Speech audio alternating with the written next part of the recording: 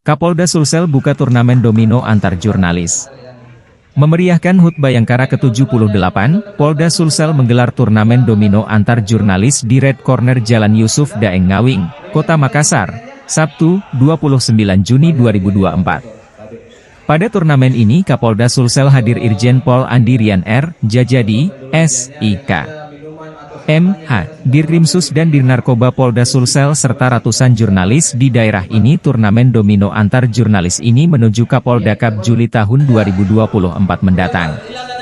Pada kesempatan itu Kapolda Sulsel Irjen Pol Andi Rian R. Jajadi dalam sambutannya mengatakan bahwa turnamen ini merupakan ajang silaturahim sebagai mitra polisi.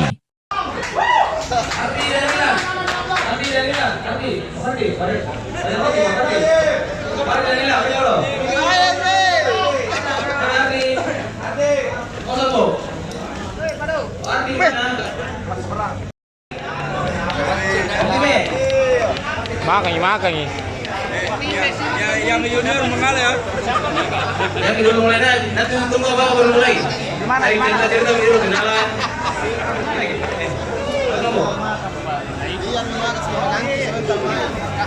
Download Tribun X sekarang. Menghadirkan lokal menjadi Indonesia.